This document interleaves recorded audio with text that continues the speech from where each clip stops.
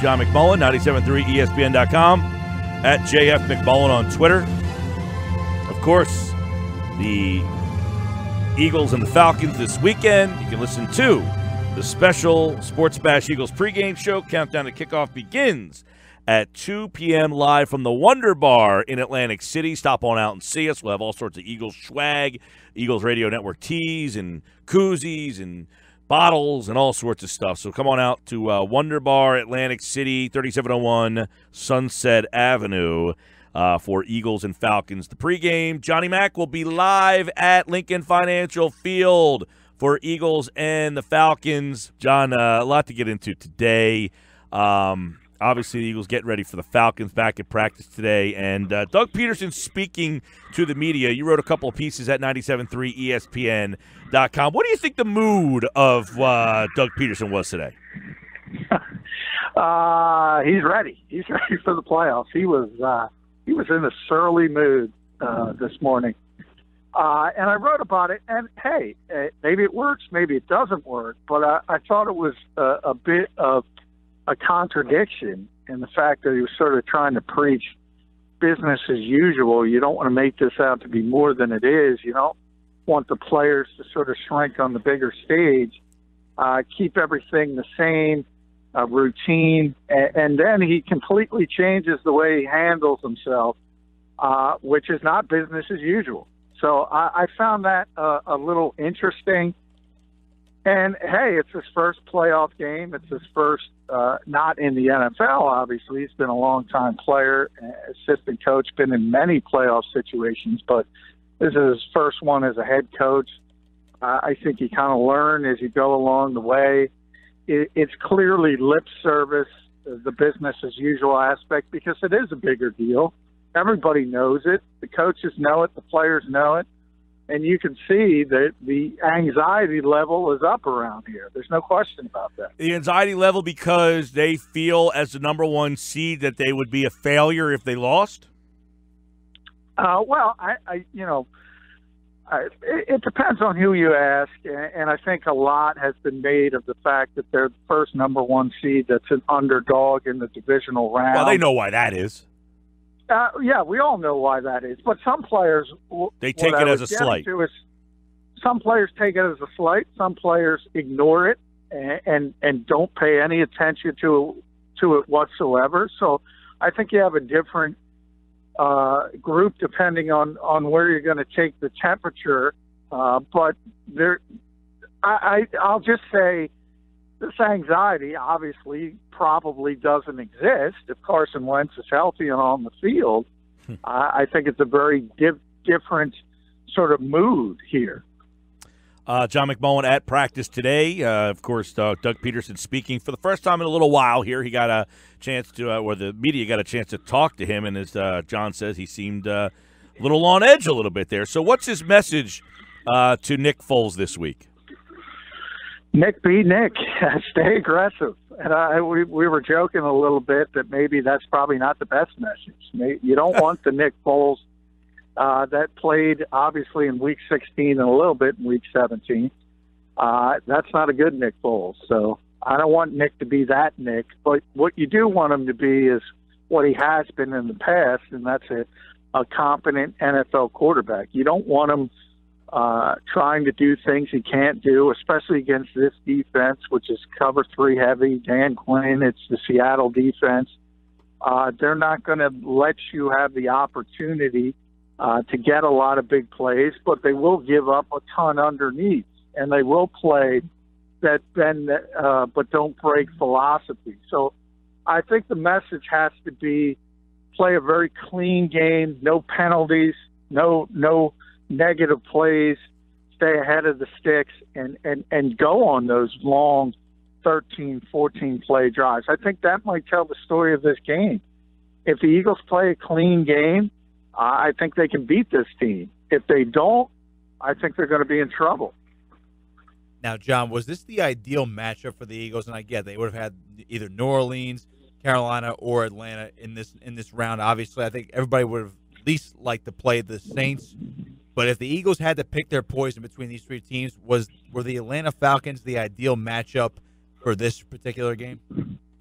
No, I don't think so. I think it's Carolina, and I would say that for both, really, Philadelphia and Minnesota, just because the Panthers are so bad at the wide receiver position. And if you look at how the Eagles are put together right now, they obviously still have a very good defense. They still have a very good special teams unit, and they can do some things offensively. But what I don't think they can't do is win a shootout. And anytime you're playing Matt Ryan or Drew Brees, and Cam Newton belongs in that category. The only reason I'm not putting him in it is because of the surrounding cast he has. The Saints or the Falcons can score a lot of points if they're bringing their A game and if everything's clicking. And if that's the case, I don't think the Eagles can keep up with Nick Foles. And that's why I think the Panthers would have been the best case scenario. Now, it's been said a lot this week that possibly for the Eagles to slow down Atlanta is to make their offense one-dimensional, a la what the Panthers were trying to do to the Saints this past week, and maybe for the Eagles to shut down Atlanta's running game and make Matt Ryan beat them. But what is your ideal situation for the Eagles to shut down Atlanta's offense, or at least limit them in order to give the Eagles a chance to win this weekend? Well, yeah, I mean, it always starts, any defensive coordinator, Jim Schwartz will say that week in and week out, it always starts with stopping the run because you do want to make teams one-dimensional. It's even more important when you have a very good quarterback. And obviously you're talking about the still reigning MVP of this league who went to the Super Bowl last season. So it's a pretty good quarterback. But the Eagles, the advantage is obviously they have a number of advantages. One, the bye week, they're very healthy, they're rested. Whereas the Falcons had to scratch and claw to win a football game. Now they got to do it again. And Matt Ryan's history, he's from Exton. He went to high school here. He's never played well here as a professional. So you hope that continues. And the Eagles, for the most part, defensively, have been really, really good all year at Lincoln Financial Field. I don't expect that to change this week.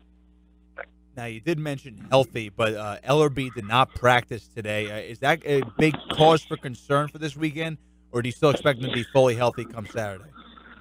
No, talk to him in the locker room. He's going to practice tomorrow, he said, so he should be fine. He should play. And remember, he's a sub-package guy anyway. He's only going to play 25 to 30% of the defensive snaps to begin with. You do want him out there because there's not a ton of depth. But the Eagles have gone through a lot since Jordan Hicks went down at that position. And Najee Good has been able to hold up in small doses. So even if it takes a turn for the worse, I wouldn't say it's catastrophic because it is a sub-package position that's not going to play a lot anyway. John, the Falcons' defense, I guess the last 6-7 games here has really played well. 16 points a game, which over the course of the year that would rank them about first in the league. I mean, Minnesota had the top defense against points-wise, 15.8. Jacksonville was second, 16.8. So giving up 16 points a game, Atlanta has been right at the top of the league. What has changed defensively? Because when we think of the Falcons, it's Matt Ryan, Julio Jones, Donta Freeman. We don't typically talk about what are they good at defensively. Yeah, they're trending, and they were top 10 in scoring if you do the whole year. So yes. They were under 20 points a game. Number 8. And it is Dan Quinn, who was the defensive coordinator in Seattle before he got the job. He's brought that defense over. It's taken them some time to get the personnel to run it. They play a lot of cover 3, so they're going to have 3 deep, and they encourage you to throw the ball under and tackle. They're very athletic. Deion Jones, their middle linebacker, one of the most athletic linebackers in the league. Mm-hmm. They got 2 big defensive tackles, and they got 2 really good corners, which is really important to play that type of defense. And they're healthy, so I think all of that has sort of played into concert. Because the one thing, when you have these small, undersized linebackers, you're prone to be able to be run on. And it's happened to the Falcons in the past. It happened when they were here last year. The Eagles rushed for over 200 yards. It happened when they faced Jay Ajayi earlier in the season with the Dolphins, and he ran for 130. 222-pound linebackers aren't going to hold up in the run game if you can get to them. And that's where those big defensive tackles come into play, because they have to keep that offensive line occupied. If Jason Kelsey and company can get to that second level, the Eagles can do some damage in the running game. Talking with John McMullen here on the Boardwalk Honda Hotline. By the way, you can vote for John in the Sports Bash Awards for your favorite Sports Bash segment. And currently, John, you are running away with that category. So you can continue to vote for John right now on the Sports Bash Awards at 97.3ESPN.com. Now, this is a team in the Atlanta Falcons that a lot of people look at due to the fact they went to the Super Bowl, their experience. You know, they were here last year. Is this a better Falcons team than last year's team, do you think? Yeah, no, I don't think so. I mean, there's a reason they were the 6th seed. They didn't score nearly as much this season. I think the change in coordinator from Kyle Shanahan to Steve Sarkisian was a very, very rough. I guess maybe my question should have been, at this point of the season, are they better? Because you're right, they didn't have as well. They didn't play as well in the regular season, but at where they are right now. Well, they're closer right now to what they were last season.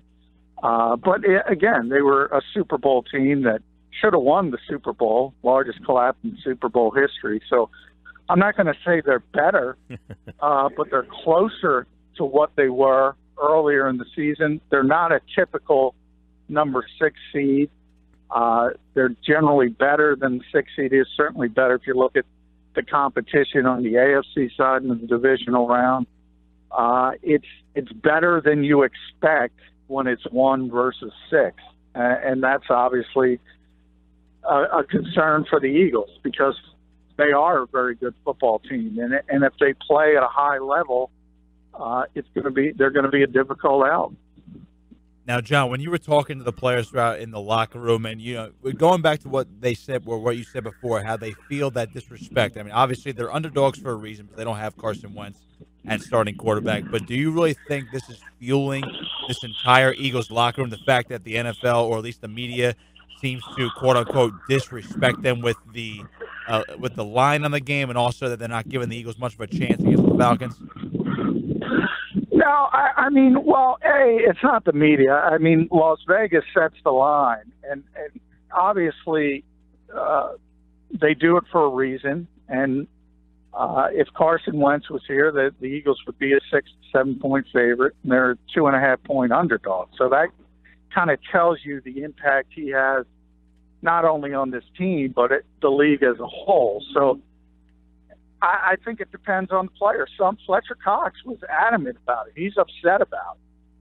Chris Long, who's won a Super Bowl last year in New England, said basically, come on, what kind of player would I be? And I'm paraphrasing, but in essence, Chris Long said, if I need that motivation for a playoff game, that speaks very negatively on me as a player. This is the playoffs. Whether you're favorite, whether you're a 2-touchdown underdog, you shouldn't need motivation to get up for a playoff game in the NFL. I think more players are in Chris Long's camp than Fletcher's, but some are certainly upset and feel the Eagles have been shown disrespect. But as I pointed out, there's been no disrespect for the Eagles. The only change is the fact that Carson isn't here. If Carson's here, the Eagles are a prohibitive favorite to be in the Super Bowl. So that's not disrespect from the media or anybody else. Hey, John, you look at, the fact that Doug Pederson's never coached in a playoff game. He's got a quarterback who has played in one playoff game, but he's got a lot of players in his team that haven't played in a playoff game, right? I mean, so how is he kind of handling that being a coach? We saw what happened to the Rams. They're in a similar spot where they have a lot of guys on this team, although they do have Blunt. They do have, Fletcher's been there, Chris Long. So they do have some experience, but a lot of guys in this team do not have a whole heck of a lot of playoff experience. And when the coach doesn't have playoff experience, although he was an assistant with the Chiefs, so he's been in playoff games. So how is that dynamic working with the mixture of this Eagles team? Well, Doug today, and remember, Doug won a Super Bowl as a player, and he was in a lot of high-profile environments as a player because he was on some really good teams as a backup to some really good quarterbacks. So he's not new to this or this environment. And the Eagles actually have quite a few players that they brought in. I just mentioned Chris Long. If you think about Torrey Smith, we were talking about Ellerbe. Malcolm Jenkins has won a Super Bowl. Chris Maragos has won a Super Bowl. He's injured, but Chris is still here rehabbing. And he had a number of the guys who have won Super Bowls talk to the team about taking advantage of this opportunity because sometimes it doesn't come around. And especially with younger players, they might think, hey, we're going to be 13-3. We have Carson Wentz. We're going to be back next year. We're going to be back the year after that. And what he wants to get across is that's not necessarily the case. And when you're here, you have to take advantage of the opportunity. And he also had Brent Selleck, who's the longest tenured Eagle, longest tenured athlete in Philadelphia as a whole, talk to him about that as well, about what it means to be in this situation and that it's not probably always going to be this way every single year. And that's the way he's kind of handled it. We'll see if it works. And you never know with the head coach, as I said, despite all that experience as a player and as an assistant, you do never know how they're going to handle their first playoff game because the stakes are higher. And it's pretty obvious that some guys kind of shrink on that stage. You never know. You never know. John, a couple NFL news and notes. You can follow John on Twitter at JF McMullen. Number one, Nagy came out today and said he called all the plays. Does that take anything off of Reed's, the heat off of Reed at all? No, not to me, because he's the head coach. And you can always, as the head coach, and especially as an offensive coach or if you're a defensive coach, you can take the play calling away if you don't like what's going on in game. That's partially what I like about CEO coaches, and I think that's the best way to do it.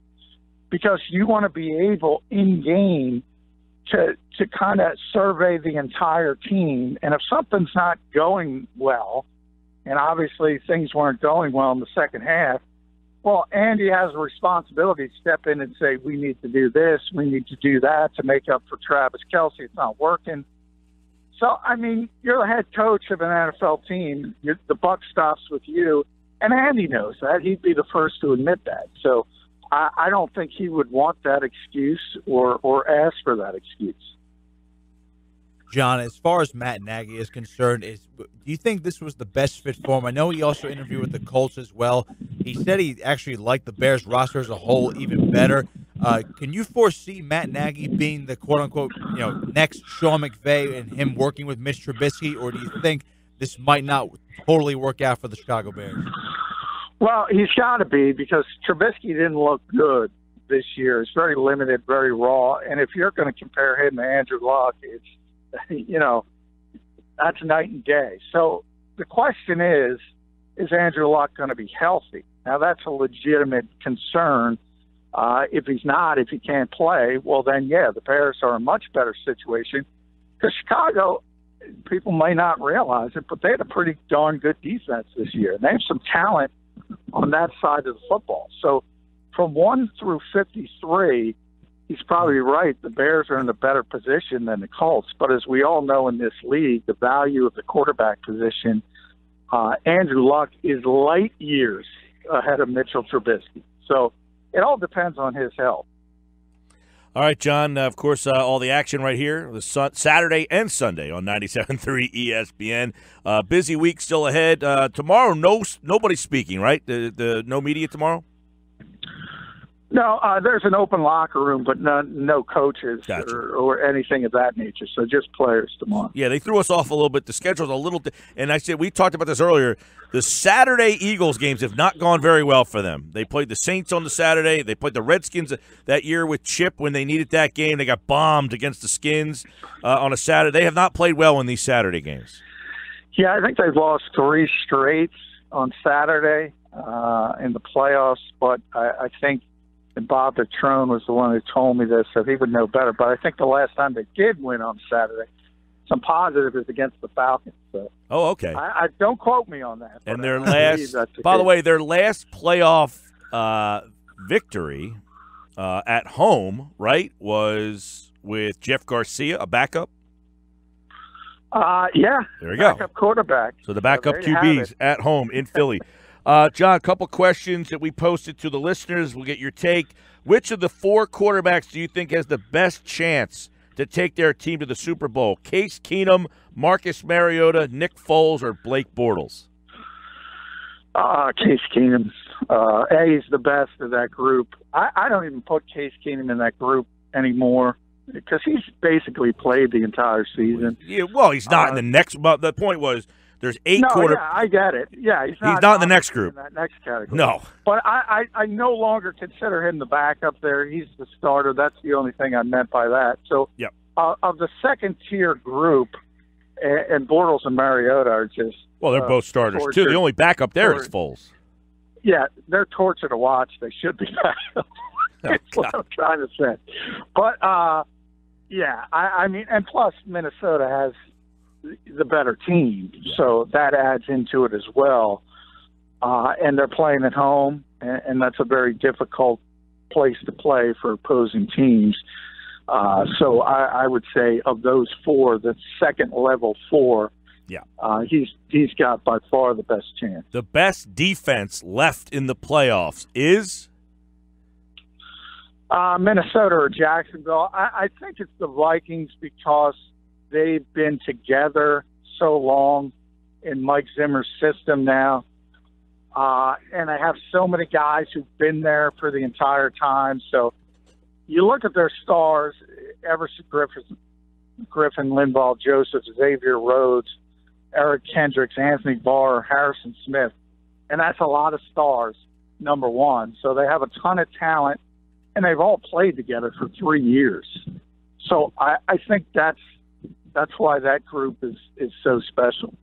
Now, John, a texter brought it up to the show a little bit ago, comparing Jacksonville and Minnesota. He thought Jacksonville was better. I clearly say. He also think you lacked complete credibility because you said Minnesota was better. Which I mean, to me that makes no sense considering I think Minnesota's the better defense. I said if you match them up player for player, it'd be a little bit closer. But I think if you look at it overall, especially judging by who they played this year, I think Minnesota is clearly the better defense. But, John, in your mind, if you actually put these players head-to-head by position, wouldn't you think Jacksonville actually is kind of close to Minnesota's territory, maybe at least in the next year close. or two? Yeah, I mean, I don't even argue. If people want to say Jacksonville's a little bit better, right. I'm not even going to argue. They have tremendous talent as well. I think the difference, as I said, is Minnesota and their core group has played together longer. So they're not only talented, but they also have a really good system. They know the system. They tend not to have as many breakdowns as Jacksonville. But the Jags are tremendously talented. Right. I think you're right. I think the Minnesota has more seasoned players. They're like younger prime players. Jacksonville's got very young players who maybe 2-3 years from now they surpass where Minnesota is. Yeah, it's possible. Yeah. I mean, it's a group like Calais Campbell, for instance. I mean, he's a veteran guy, but he's just there. So he hasn't played with the entire group, as I said. That entire Minnesota group, every name I just mentioned, has been together for 3 years. So I think that is the reason I give him a slight advantage. But as I said, I mean, Lane Johnson had a great quote today. He's talking about Godzilla, and Jimmy Kempski asked him if Godzilla would be a good pass rusher because he's got short arms. And Lane just laughed and he said, somebody brought up Calais' name, and he said, that is Godzilla. I mean, that's the type of player he is. And you talk about Jalen Ramsey. It's so close. I mean, I talked to the Eagles receivers about when I was doing my all-pro ballots, and I talked to them about corners, and they mentioned 3 names. And they mentioned Patrick Peterson, Xavier Rhodes, Jalen Ramsey. Every single one of them they mentioned some others, but every single one of them mentioned 3 names those were the three names, and obviously Rhodes is on the Vikings, Ramsey's on the Jaguars. The point is, you can't go wrong with either defense you pick. So anybody saying you lack credibility for picking Minnesota or Jacksonville doesn't know anything about the NFL, because they're both tremendous. Touche, John. We will talk again tomorrow, pal. Hey, thanks, guys. Johnny Mack, of course, has covered the NFL for more than 20 years, and he covers the Eagles for our website, 973ESPN.com. He appeared via the Boardwalk Honda hotline.